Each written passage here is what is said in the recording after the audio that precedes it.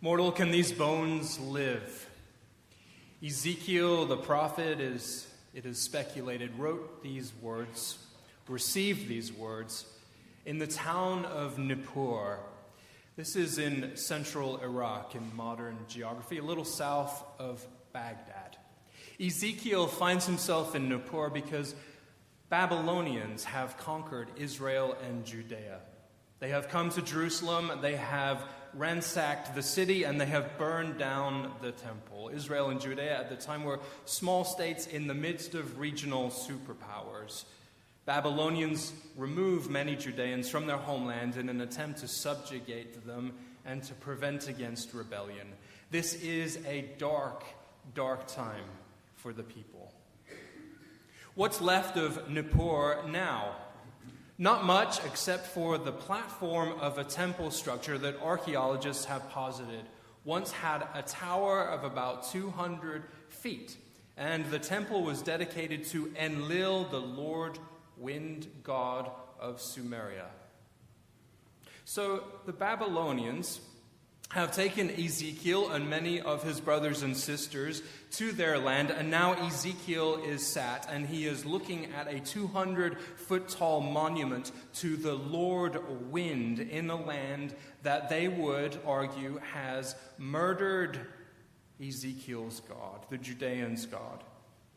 It is made plain in Ezekiel's oracle that the way in which one has an experience of God, the one true God in Ezekiel's eyes, is through the Spirit of God, which is the Ruach of God, which is the same as the Pneuma of God that Lindsay articulated earlier. The Hebrew word, the Ruach for spirit, is also the same word as breath, as the same word as wind. In effect, you are being told that your God is dead, that your God is made manifest by the wind and the breath and the spirit, and you are sitting there staring at a structure dedicated to the Sumerian Lord Wind, and that you ought to worship that thing, that idol that you find simply preposterous to worship in a place that looks and feels like hopelessness. This is a spiritual wasteland.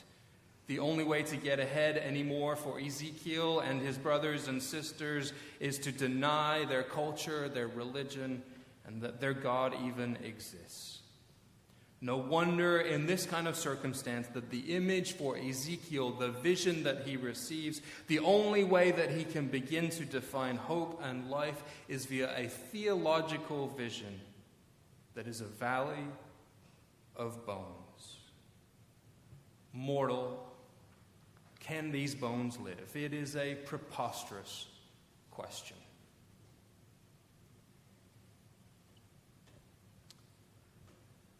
Benjamin Franklin believed that once libraries were put into each town around this country of ours, that everyone would become as smart as those who are aristocratic enough to attend Harvard and Yale. Philosophers in the 19th century assumed that at some point or another we would become a truly level playing field, and we would all become completely rational and reasonable people once public education had infiltrated every town and village across this land. There was a dream of a truly democratic society populated by people free from superstition, touch wood. We would all behave rationally. We would all be reasonable, that would be our default setting. And what happened? We now live in a society revolutionized by the internet where the access of information is everywhere, where you have the freedom to learn about almost anything that you want. We are here. We made it, ladies and gentlemen, boys and girls. We made it. We achieved that vision. Franklin and Jefferson would be gobsmacked, not just to see what we can access, but also by the fact that we're not particularly well known for being rational or reasonable, generally speaking. At Carnegie Mellon, Professor George Lowenstein has posited that there is something called active information avoidance. This occurs when you have the ability to access information that might benefit you, and it is free or it costs you something to avoid that information. Take a basic example. Cake. Who will avoid the information about the amount of calories that exist in a slice of cake? People who are trying to lose weight are the people most likely to avoid that information. If you were or are struggling financially, you are, and you know this if you are there or have been there, you are far less likely to open bills or bank statements that come in the mail. I firmly recall as a graduate student accruing more fees because I didn't want to open the envelopes that came in the mail, and so they sat there until the due date had passed. That is worth saying nice and slowly. At the time when I could least afford to ignore my bills, that was the period of time in my life when I most frequently avoided them. This has had terrible consequences for humanity. After the crash in 2008, Fannie Mae sent letters to people who were actively paying their mortgage but were still underwater. Those people received notices that said that Fannie Mae were willing to write down some of the principal on their mortgage. Free money! Here's a gift to you. An amazing gift. And what happened? Hardly anybody took advantage of that because they never opened the envelopes that had Fannie Mae stamped in the address box in the top left-hand corner. As human beings, we are very good at avoiding information if we have any inkling that it will even temporarily sting us. People are strange. Strangely rational and irrational, brilliant collectors of data, and amazing at forgetting other pieces of information when they are incentivized to forget it. Ezekiel could have actively avoided this dream, this hope, this vision from God, because the hope that he gets also hurts. The longing to be free is painful, and the institutional and societal memory of a temple in Jerusalem and the homeland is fierce. The visual cues are all off as he stares up at the temple of Enlil, Lord Wind of Sumeria. The land is different, the language is different, the customs are different, and you're being told over and over in every possible way that your culture and your God and your faith, it is all dead. It is a valley of dry bones. It is so much more reasonable to avoid this kind of information. The hope that he has, it hurts. The hope that you might have for the future will only bring the present into starker relief. Is it not more reasonable for you to avoid the kind of theological information that is being passed on to you today? Isn't it more convenient sometimes to believe that you simply belong to yourself? Isn't it easier to believe that the universe is expanding without any purpose? The physicist Steven Weinberg is absolutely correct. The more we learn about the universe, he says, the more it seems pointless. Without any order, without any morality, without there being, to use William James's term, a supreme good, and that our life's purpose lies in harmoniously adjusting ourselves to that supreme good. Would it not be better, more reasonable, more rational to believe that vacation in the sun and on the beach is our highest purpose, and that a new car is our supreme good? Would it not be better to diminish anyone who has a sense of mystery and wonder about the theological, or one who holds mystery closely? Would it not be better, more reasonable, more convenient to, in fact, believe that Jesus didn't have a whole lot to say about your life?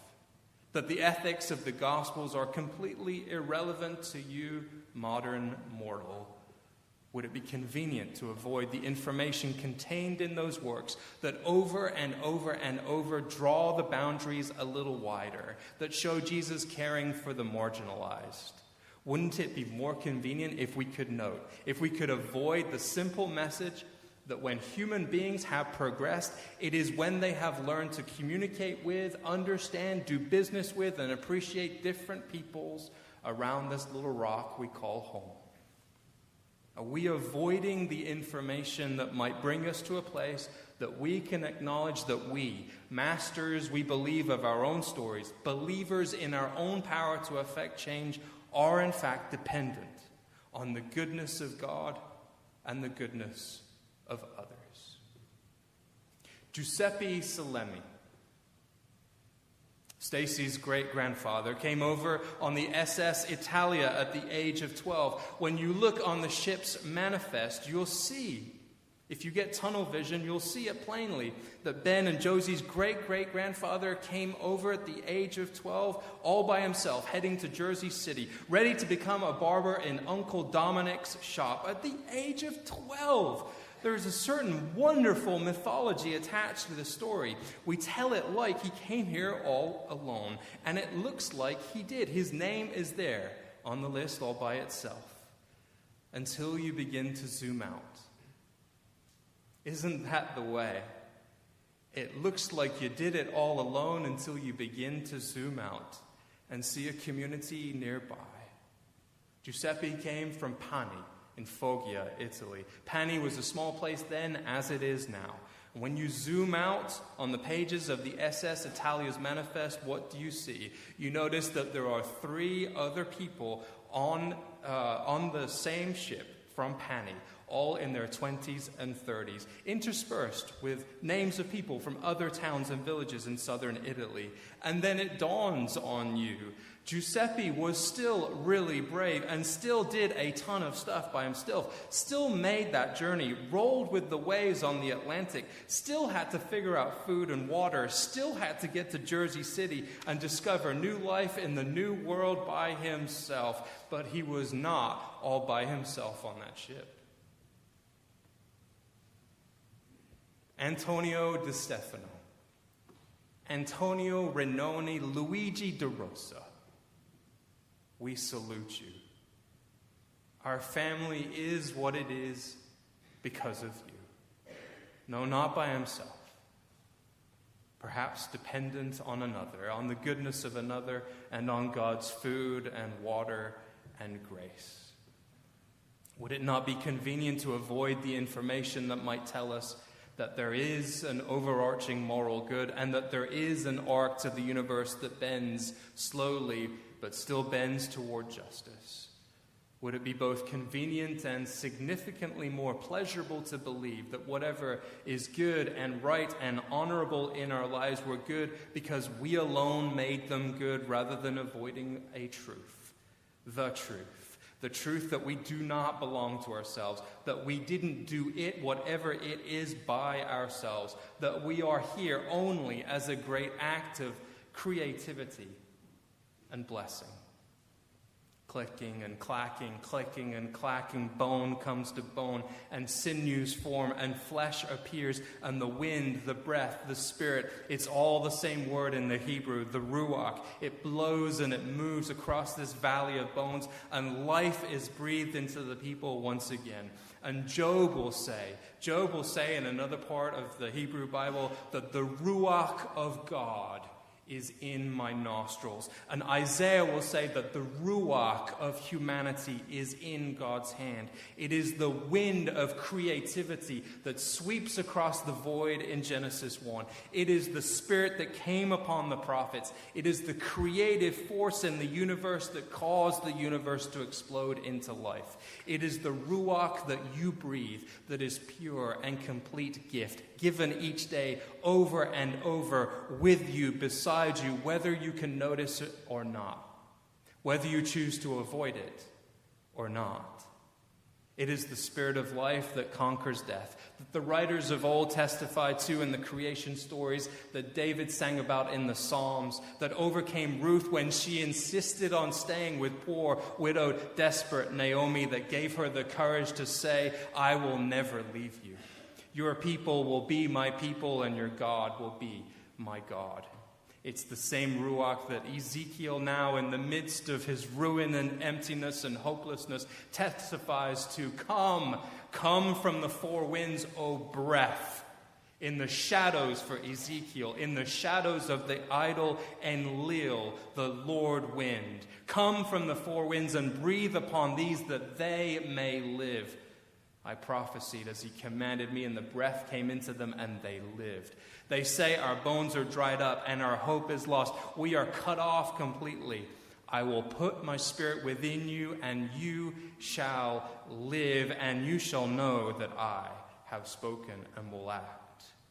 It is the same Ruach that was in the nostrils of John and Jesus and Mary. It's the same Ruach that Julian of Norwich testified to when she said, all shall be well, and all shall be well, and all manner of things shall be well. And we know that things don't always seem well at all. We pray for the people of Colombia this morning. We pray for ourselves. We pray for the world and its great many systems of injustice and oppression, and we pray for our neighbors who are mourning and hurting today.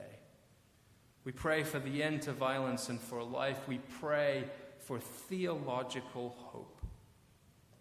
Ezekiel would likely have scoffed at the notion that his vision wiped away pain, erased the memory of the exile, or just made things better. So it is no coincidence then that as one enters Yad Vashem, the monument to Holocaust survivors in Jerusalem, you will see on the entranceway Ezekiel 37:14 written across the top of the entrance columns. I will put my breath into you, and you shall live again. Peace be with you.